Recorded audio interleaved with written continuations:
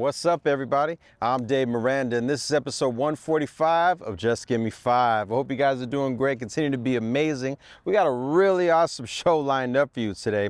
But first things first, I need you to hit that like button, I need you to hit that subscribe, and I need you to spread the word about Just Give Me 5, all right? If you guys caught episode 144, you saw we had none other than the one and only DJ Psychopath, and let me tell you, man, that guy's energy is just so contagious. You know what I'm saying? Like, just such a wonderful soul, man. You know, and I've known Pat for many years.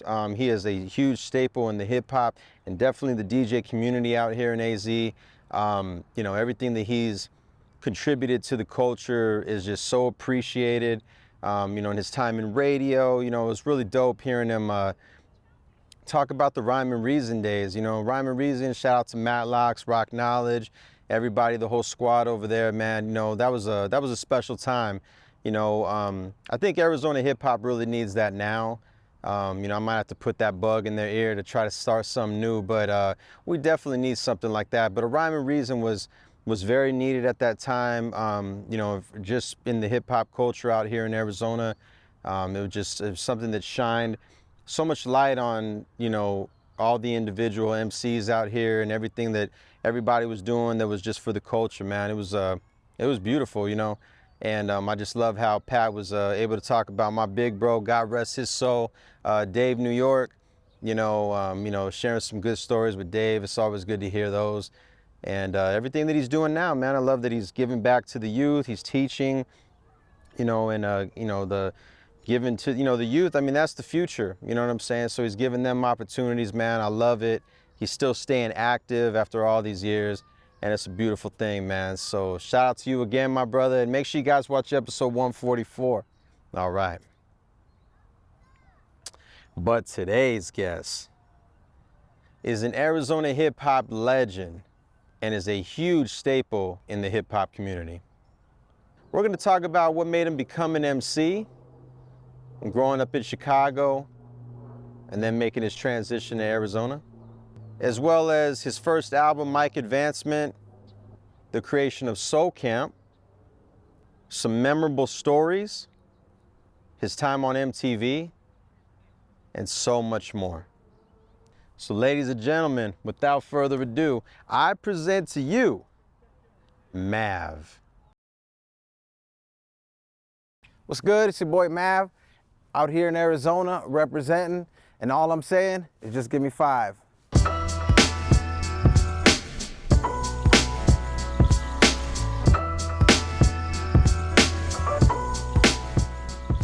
I loved music a long time, but when I actually wanted to start making music was around, you know, when my sister started making music and performing, and she would do all these shows, and I just seen the whole Chicago hip hop scene because I was living in Chicago at the time.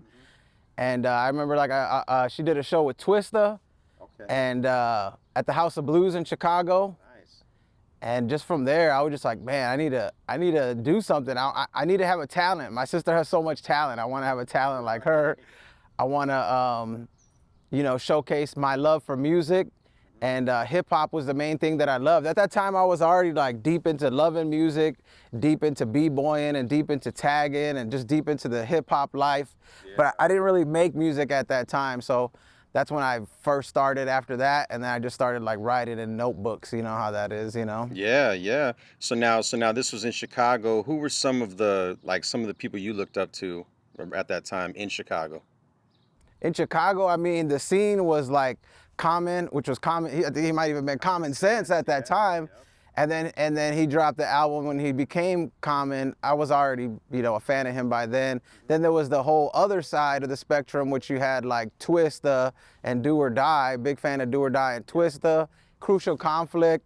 Chicago even had the Brat, which was like the commercial artist, obviously. Yeah. More, she was a little bit before too, you know. And then let's see, who else in Chicago? I mean, I like Mole Man, and I like some of the underground music too.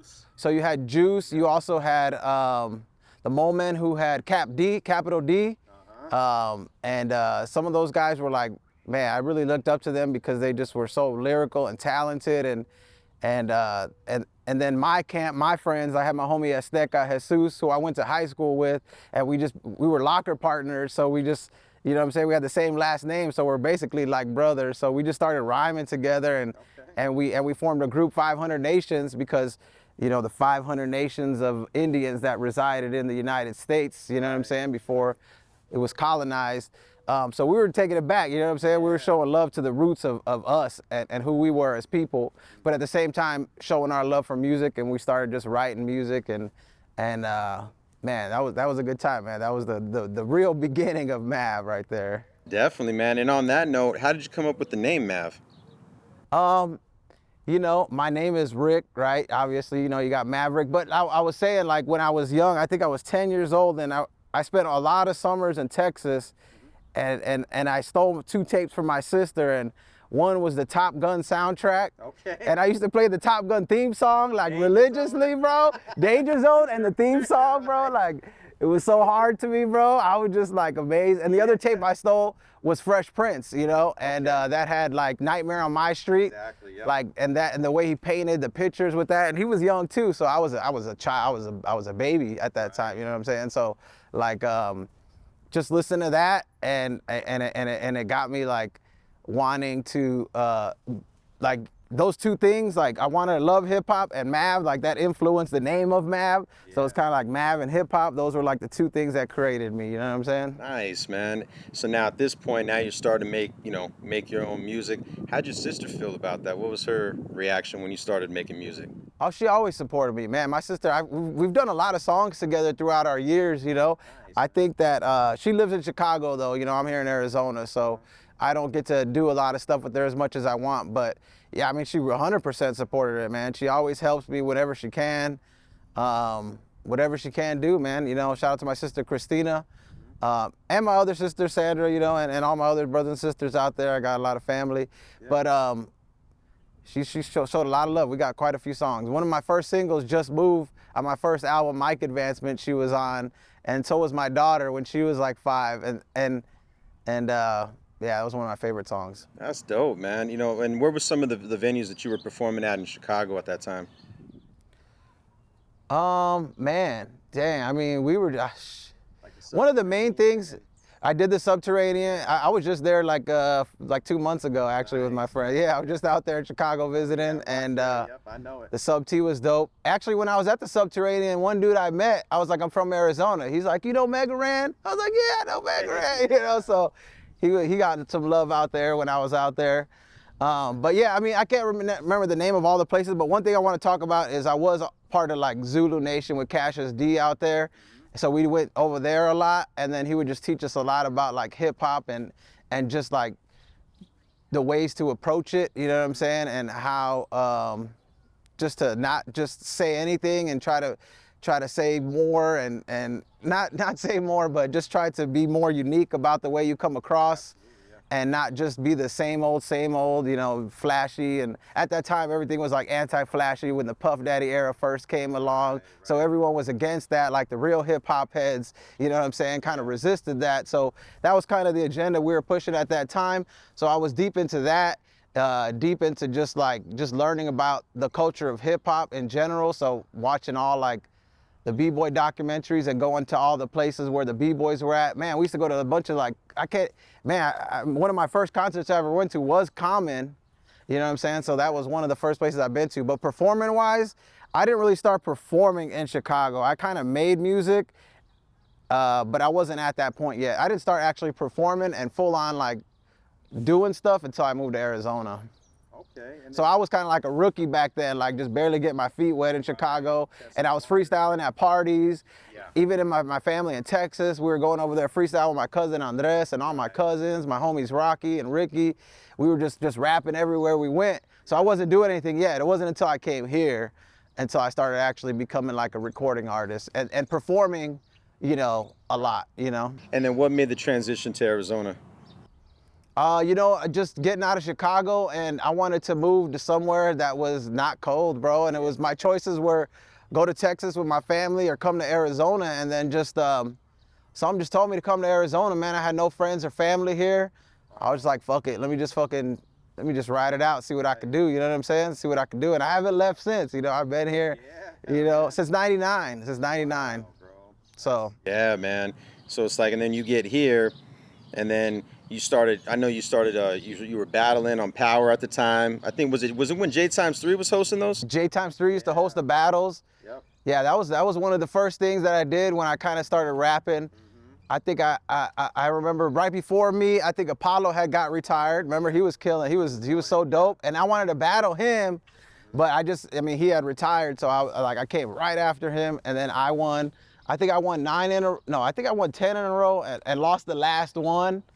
But that was fun, man. That was like battling, like I told you before, like I was a hip hop head to the core, so battling was the essence, and you just had to show that you had it, you know what I'm saying? And that was one way I did it. I was also in a lot of the battles, like in the state, you know what I'm saying? I would go to like Tucson and battle randomly, or like Tempe and battle. So, you know, on Mill Avenue, we would battle on Mill Avenue. I mean, it wasn't no, you know, for no prizes or money, but it was just ciphers, you know what I'm saying, spitting.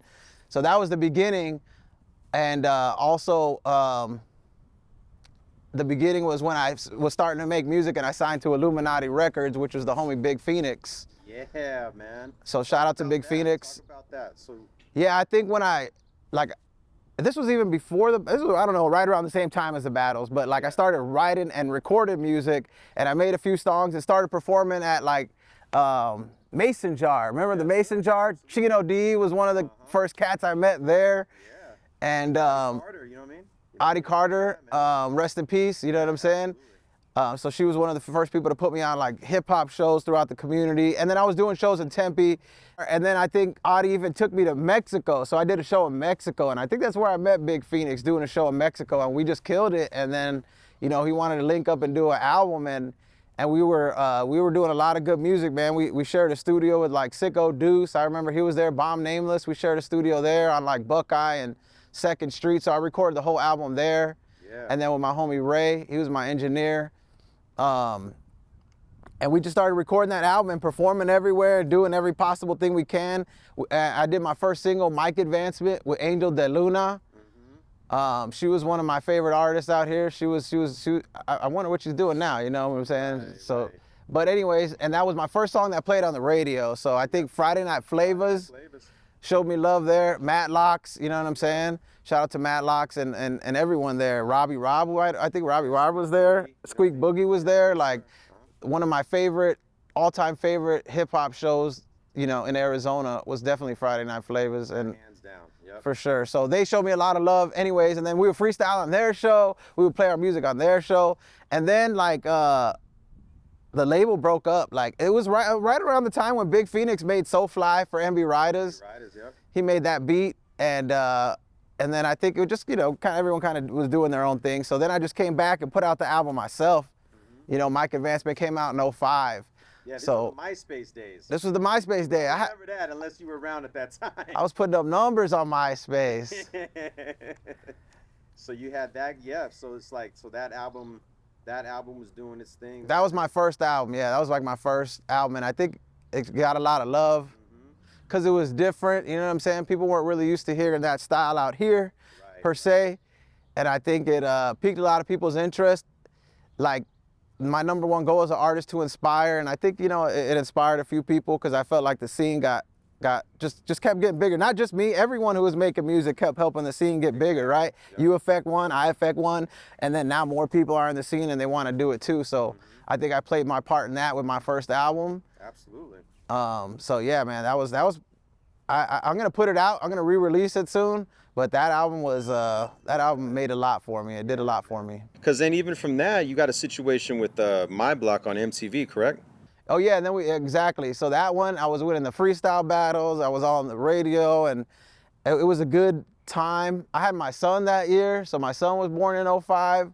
So it was definitely a good time for me in 2005 if we want to talk about, you know, our favorite years. Right. And then from that came the My Block thing, and me and my homie Daniel Cepeda, we filmed it, and I think we just filmed it in like 2 days. And we filmed like a 15-minute episode. They chopped it into like 2 minutes. So the full episode had, you know, Willie North Pole, Atlas, Woodpile, TSOI, I mean, MC Magic, I mean, it just had more at Soul Camp, right? I was freestyling on it, you know, but they condensed it to just a few. So in the end, I think it just had like Atlas, MC Magic, me, and Soul Camp. I think, and Willie North Pole, this was before Willie North Pole was signed. Yeah. And I remember meeting the auntie that's like famous in all his videos. You know how you know that he's got the crazy auntie in all his videos? Right. She was there. That was like the first time she was probably on TV, you know, with Willie. So that was dope. That was one of my favorite moments. And that aired on TV for, you know, months. And we promoted it, like, you know, the radio stations and the TV stations called me to promote it there. At the end of the day, we lost, but I mean, at the end of the day, we won, you know what I'm saying? Because right after that, you know, within months, that's when Willie, North Pole, and Juice and all them got signed within the next year. So like that 05 to 08 era was just a snowball effect for a lot of people, you know what I'm saying? Even Soul Camp, I know we're gonna talk about it, but even Soul Camp was talked to by several labels at that time too, you know?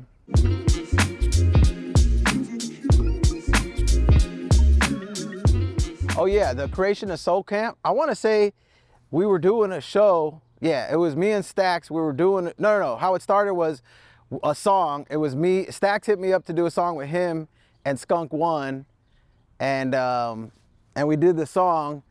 So the first time me and Stax met was at Justice's old studio with Nightbreed. Rest in peace, my homie Nightbreed. Yeah, so we met there, and then we recorded the song there. I think because Stax like brought me to record on his album, and then we got Skunk on it. And then there was a party on Halloween on 2005 that we all met up at, and that party is where we decided to start Soul Camp. So it was just 3 at first, right, that first day. Yeah. But within like a few days, we were like, who else can we bring in? So then we brought in like Chino D, because he was like my favorite hype man, and he was like similar to my style. So, right. You know, I blended well with Chino. And then we brought in Sal. Skunk One brought in his homie Sal, who was our singer. Yeah. You know what I'm saying? And then we added DJ Villain, because we needed an official DJ. Right. So DJ Villain was killing it at that time, for sure, you know what I'm saying? And he had some of the coldest cuts, just in terms of, yeah, and he was always at the good parties, you know what I'm saying? He always knew the spots. Right. So shout out to DJ Villain.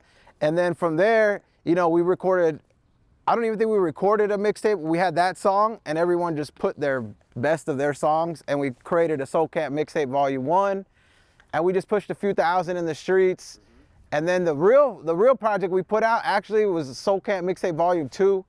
And I remember that was back in the days when we had cool ass posse cuts in Arizona. I think we had one at the end of our album that had like 10 Arizona. I don't even know, you might have been on it. I don't remember. There was at least like 15 people on it. Right, you know what I'm saying? Soul Camp Mixtape Volume 2 was like our biggest project we put out, because we put thousands of units in the street. We were hitting the swap meet so hard for years, bro. Like we were performing a lot of shows. We pushed thousands of that unit at the Dub Car show. I remember we did the Dub Car show in front of like 20,000 with like Ludacris, Wiz Khalifa, and then we started recording our last album, and then our first album, which was our last album. So we never actually finished our album, and you know, that's kind of like Soul Camp. We kind of ended in 08, 09, I want to say. And it was at a Wu-Tang show. The crazy part is like my dream was to open for Wu-Tang. Right. And we met that dream, and we got to perform with them. We still rocked it, we killed it, but that was like the day that we were like, okay, this is our last show we're ever gonna do. You know what I'm saying? Together at Soul Camp, you know, it was a bittersweet show. So I remember that show to this day. But yeah, how could you forget? You know what I'm saying? For sure, man. But during that time, we did a lot of cool shit. The other thing we did was like Cuervaton. And then we went to like Chicago, and you know, that was dope. That's when like the Rock Latino, or what was it called? Rock La Familia was interested in Soul Camp. Right. Machete Records was interested in Soul Camp. And you know, we were gearing up to put out the album, and it just didn't happen. So I think that Soul Camp did a lot, but we could have even been bigger, you know what I'm saying, if we stuck together. But it is what it is, you know what I'm saying? It's just life, you know.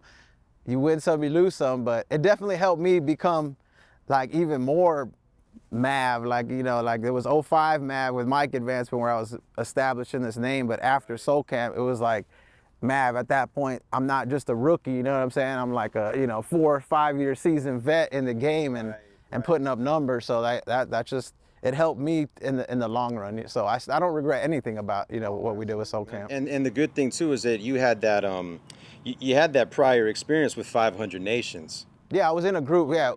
Yeah, I mean, the group was really just me and him, and we started adding a few. But yeah, I mean, this was like my first like group where we did everything together. Like, yeah, right. like we did like so many shows. It was a great movement, and we were just in the studio finally starting to come back. Like, we're gonna record some new music and see where it takes us.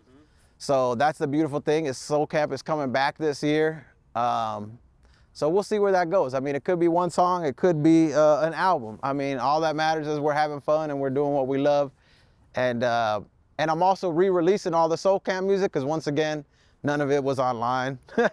we were big in the streets, man. It's just like, if you went to the shows and you went to all these things, you knew us. But like, you know, iTunes was probably bigger back then. Now it's Apple Music, and Spotify wasn't even a thing. MySpace was a big thing. We were big on MySpace, you know what I'm saying? Setting out all the event invites with 1,000 people coming. Right. But you know what was cool that we had locally though was Arizona Beats. Oh yeah, for sure. And 602 Streets. Arizona Beats and 602 Streets. I was on that a lot. So I linked up with a lot of artists, and I think that helped the scene a lot. You know what I'm saying? Like, Arizona Beats, I mean, they were both forum oriented, but I'm pretty sure that's where I probably seen you the first time, if not at a show. But like, I'm sure you too, right? You know what I'm saying? We're probably all attached to that at one point. If you made music in Arizona in like 05, I'm 90% sure you were on that site, you know what I'm saying? At least checking it out. Absolutely. Yeah, for sure. So that was a big part of AZ hip hop too, because there was a lot of good things and bad things, beef. We had a lot of beefs. I battled people through there. I promoted my music through there. Like, we spread, you know, our shows and everything that we're trying to get out through there. It was fun. But it helped a lot of people get notoriety, because I believe that's how Hot Rod got his situation with G-Unit. Yeah. And I actually saw him post in there, I believe, because we had Blaze Rock on the show and he ran it, you know, so he had said they had come across the link or something from an interview, and that's how they were able to hear him. Sha Money was able to hear him. So you know what I mean? It's like, and that's just a local forum that ended up getting a local artist a good situation at that time. Oh, for sure. Yeah, I'm sure it made a lot of good connects happen. I mean, I don't know how everyone got signed. I know Rockadola's, you know, responsible for most of the people that got signed out of that generation, or at least helpful in executing it and linking up those people. But yeah, I mean, that website helped me meet a lot of people and put out a lot of music, man. So after those websites died, went away, me and my homie Action, we created PhoenixHipHop.net. Yeah. So that was around for a solid few years, but that was less of a forum and more of informational. And then On the Block Radio was me and Boss, and Two Tone was even part of that before. So Two Tone was part of that. So was my homie K Black. Rest in peace, K Black. Yes, sir. And there was a lot of people involved with On the Block Radio. So that's just some of the names, but I know there was more people also involved with it. Yeah. But man, those are some of my favorite times, man. It was only about just having a good time making music and trying to push, you know, the movement, and not just staying at home and talking about it, but like going out there and being about it, you know what I'm saying, and doing it. And that was one of my favorite parts in the scene.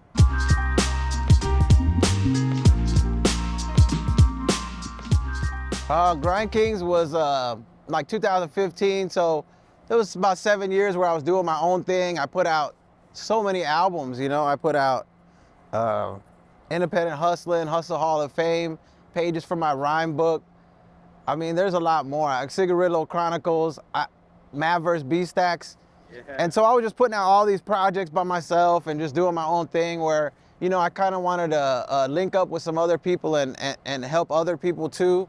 So I think that was more of a project where I wanted to link with people who were grinding that I thought were dope but weren't getting enough love, and try to help them, and at the same time, you know, help me put out another project too, because I'm always about making music, and it was another way to get out some dope music. So Grind Kingz consisted of me, Train City, J Ryder, 6 Syllables, The Fellas, Silos, Future Pro, and shout out to everyone who also featured on that album and that project. But that was another movement, right? It wasn't a group, it was more of a project, right? So the Grind Kingz project was just, and there was groups within, the group, you know, so it was more of a project. And I think that also made some waves for us. And that was like towards the end though of Mav. That's towards the end of my career. I was also losing a little steam. So it was like another way to keep making music and keeping my name out there and also helping people at the same time. So they were helping me, I was helping them. And we put out some good music, man. I really like our video, We Out Here. That was one of my favorite songs. If y'all want to check something out from Kingz, I'd probably check that one out, you know. And I mean, I think we did one mixtape and one album. And within that, you know, we did a lot of opening for a lot of shows, you know, for Snow the Product and YG. And we just did a lot of shows with Kingz and pushed the movement all over, you know, Albuquerque, Texas, New Mexico, Cali, and Colorado. We did some shows out there. So we were just going everywhere with that. During that time, it kind of like, you know, dawned on me that it's time to focus on other stuff. And that was kind of when I put together my last album. It wasn't me actively making an album. It was almost like I was just putting together the loose ends and wanted to put one last thing out for people before I headed out. So that came out like 2 years, like right when Kingz was ending, I put out my last album, which was My Artistic Vision, which dropped in 2017. So all that was towards the end, but that was like my last great time that I had in hip hop during that Kingz movement, you know? Yeah, man, and you know, and look at Syllables now, man. He's doing his thing, he's doing great. Oh, for sure. Yeah, the guys, one of his first songs was like one of the Kingz songs, like City Mine. He would, you know, B Stacks was like manage him in the beginning of his career. And he was actually one of like the honorary members of Soul Camp. So like we've known him for like, since he was, you know, super young. And then we put him on City Mine, and I think he was still calling himself, I forgot what his other rap name was. He was still going by his other rap name, Nando maybe, I want to say was his other rap name. But so if you listen to that song City Mine from Kingz, it has his old name. But from there, man, he just linked up, and he's doing a lot of big things in like Latin America. And so is J Ride. Like J Ride is doing big things, but like he does stuff, you know, with the AK-47 boys and like King Lil G and all those guys over there in Cali. So, you know, those are the guys that kept going, right? The main thing is the people who kept going found success, right? You're gonna find success if you keep going. And I knew I would have if I kept going, but there was other things that were more important in my life. And I think hip hop is my first love, but not my only love, you know what I'm saying? So I had to pursue other loves, you know what I'm saying?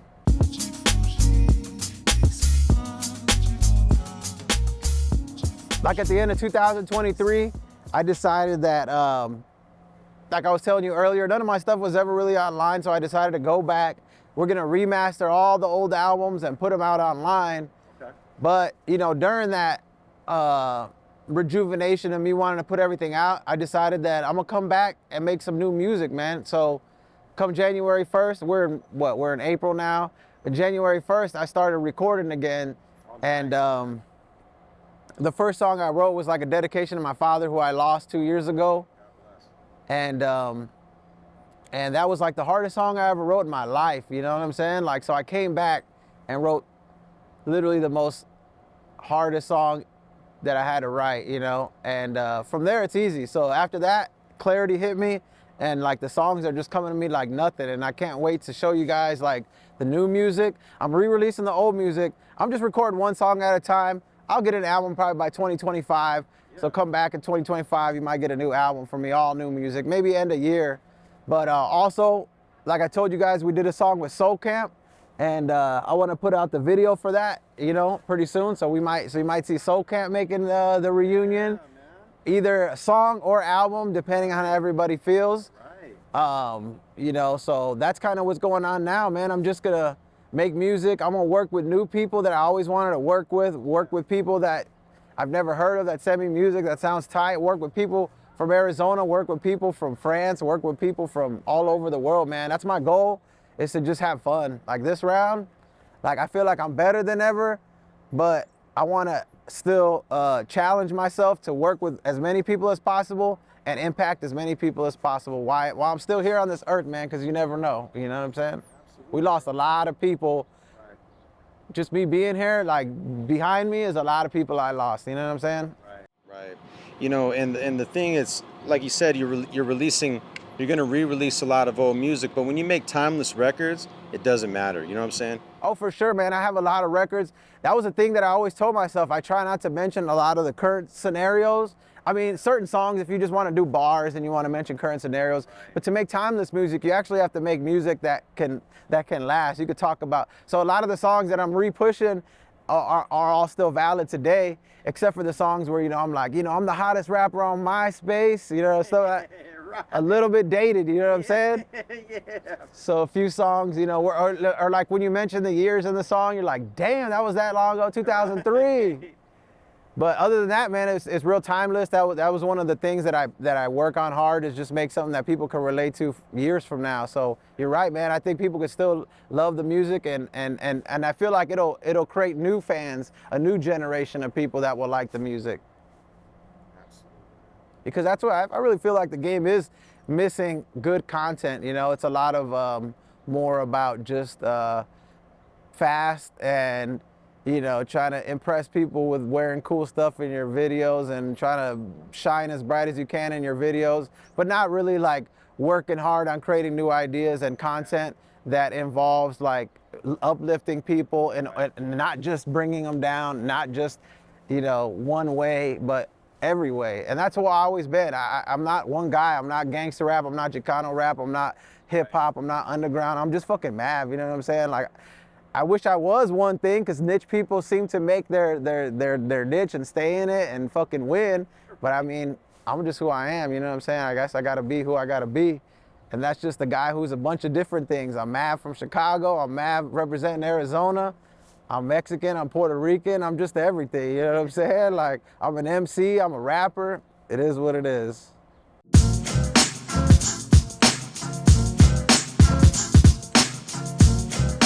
I think it feels good, I think that everyone needs love in this life. And, as a musician, we pretty much operate on love. If people hate us, we're gonna be in a bad situation. If people love us, we're gonna make our best music. So anyone, who loves what I do or has love for me, I appreciate it, man. Like, from the bottom of my heart, like, I don't take it for granted, because that's all we have. Because we don't have a lot of money in terms of, like, you know what I'm saying? Not many musicians have money, you know what I'm saying? 90% of the people, we live off your love. So I thank all y'all, and it makes me feel good, you know what I'm saying? Definitely makes me feel good. It's your boy Mav, back again for the 24-25 season, and that was my 5. And there you have it.